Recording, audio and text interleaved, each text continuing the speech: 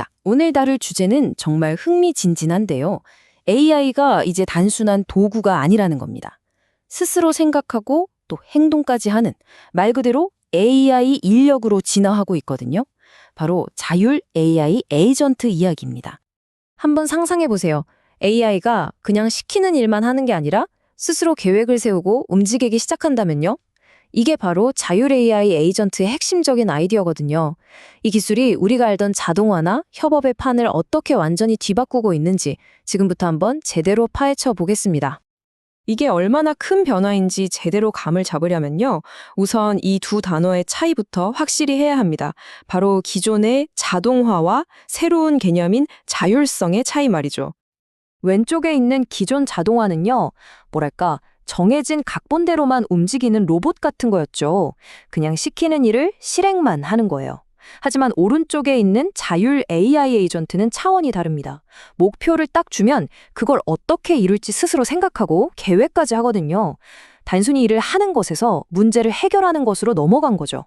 이건 정말 어마어마한 도약이라고 할 수 있습니다.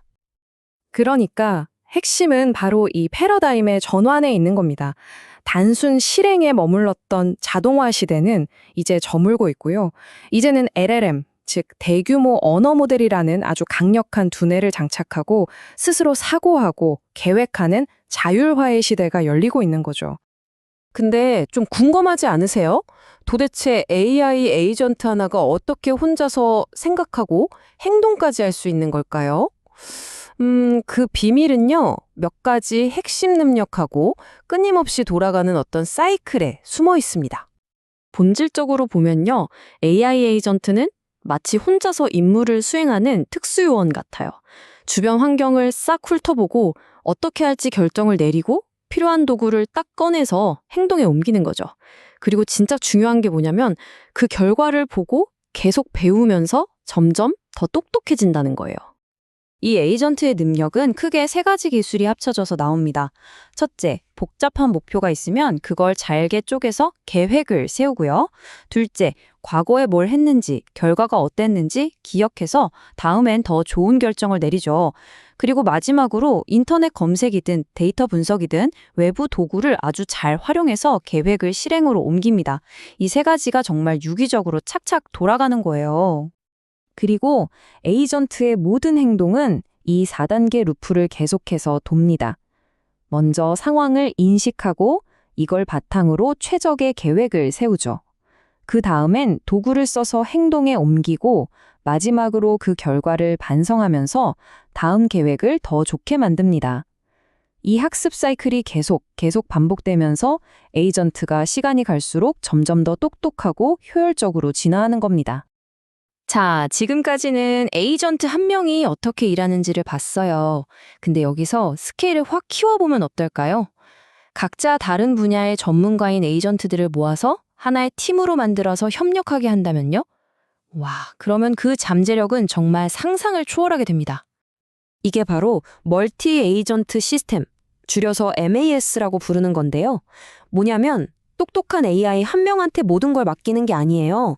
마치 AI판 어벤져스 팀이나 각자 역할이 정해진 개미 군단처럼 여러 에이전트가 힘을 합쳐서 혼자서는 절대 못 풀 거대한 문제를 해결하는 거죠. 이렇게 팀으로 일하는 게 왜 더 좋냐면요. 훨씬 더 복잡한 문제를 풀 수 있기 때문이에요. 각 분야의 전문가를 딱딱 배치할 수 있고 상황에 따라 팀원을 넣거나 뺄 수도 있고요. 또 하나는 에이전트 한 명이 실패해도 다른 팀원들이 바로 커버해주니까 전체 시스템이 멈출 일이 없죠. 한마디로 혼자서는 절대 못할 일을 팀으로는 해낼 수 있다는 겁니다. 이게 그냥 상상 속의 이야기가 아니에요. 이미 현실입니다. 랭트레인이나 레이 같은 아주 강력한 오픈소스 프레임워크들이 있거든요. 개발자들은 이걸 이용해서 진짜 정교한 AI 팀을 만들어내고 있어요. 이런 프레임워크들이 뭐냐면 에이전트를 만들고 얘네들이 서로 대화하게 하고 또 엄청나게 큰 작업도 거뜬히 처리할 수 있게 해주는 뭐랄까 AI 팀의 감독이자 운영 시스템인 셈이죠. 자, 그럼 이 엄청난 기술이 우리 비즈니스 현장에는 대체 어떤 의미가 있을까요? 사실 그 영향력은요, 이미 돈이 움직이는 핵심 산업들에서 아주 분명하게 나타나고 있습니다. 소프트웨어 개발 분야에서는 코드를 짜고 버그를 잡는 일부터 금융 투자에서는 시장 데이터를 보고 직접 거래 전략을 실행하기도 하고요. 또 복잡한 글로벌 공급망을 최적화하는 데도 쓰이고 심지어는 사용자에게 딱 맞는 컨텐츠를 추천하는 일까지. AI 에이전트들은 이미 기업의 가장 핵심적인 문제들을 척척 해결해 나가고 있습니다. 개발자 입장에서 한번 생각해 보세요. 맨날 하던 지루한 코딩 작업을 AI 에이전트가 다 해주는 거예요. 그럼 저는 뭘 할 수 있을까요? 그렇죠. 더 창의적이고 본질적인 문제에 집중할 수 있겠죠. 이게 바로 단순히 시간을 아끼는 걸 넘어서 사람의 역량을 한 단계 끌어올리는 효과입니다. 실제로 데이터도 이걸 보여줍니다. AI 에이전트가 반복적인 업무를 대신해주면 직원 만족도가 무려 40%까지 올라갈 수 있다고 해요.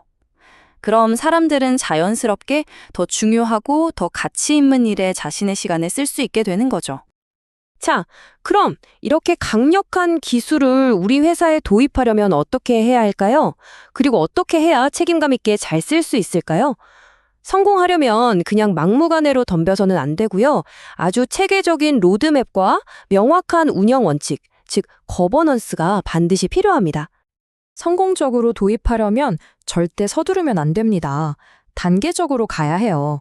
먼저 아주 작게 시작해서 이게 정말 우리한테 도움이 되는지 증명해 보는 거예요. 이게 되면 그 다음에 역량을 키워서 기존 시스템, ERP나 CRM 같은 것들과 연결하고요. 마지막 단계에서는 아예 회사 업무 프로세스 자체에 에이전트를 깊숙이 심어서 계속 최적화되게 만드는 거죠. 성공하려면 꼭 챙겨야 할 것들이 몇 가지 있습니다. 먼저 목표가 명확해야 하고 AI 인프라에 제대로 투자해야겠죠. 그리고 우리 회사에 맞는 에이전트 타입을 고르고 기존 시스템과도 매끄럽게 연결해야 합니다. 사용자 경험도 당연히 중요하고요. 근데 여기서 진짜 중요한 건 이걸로 끝이 아니라는 거예요. 계속 지켜보면서 최적화해야 하고 유사시에는 사람이 개입할 수 있어야 하고 무엇보다 데이터 보안을 철저히 해서 신뢰를 얻어야 합니다. 이게 핵심이에요. 에이전트가 점점 더 똑똑해지고 자율성이 커질수록 거버넌스는 이제 선택사항이 아닙니다. 필수죠. 기술적으로는 에이전트의 모든 활동을 기록하고 관리하는 안전장치가 있어야 하고요. 제도적으로는 만약에 문제가 생겼을 때 누가 책임질 건지 법적으로 명확히 하고 투명하게 공개해야 합니다. 이런 장치가 없으면 사람들이 이 기술을 믿고 쓸 수가 없겠죠. 결국 이 모든 이야기는 하나의 큰 질문으로 이어집니다. AI 에이전트가 정말 우리의 유능한 디지털 파트너가 되는 세상이 온다면 과연 우리 인간의 역할은 무엇이 될까요? 이건 단순히 기술에 대한 이야기가 아닙니다. 지능적인 동료와 함께 일하는 새로운 시대에 우리 스스로의 가치를 어떻게 다시 찾아야 할 것인가에 대한 바로 우리 모두의 질문인 셈이죠. 오늘 준비한 내용은 여기까지입니다. 들어주셔서 감사합니다.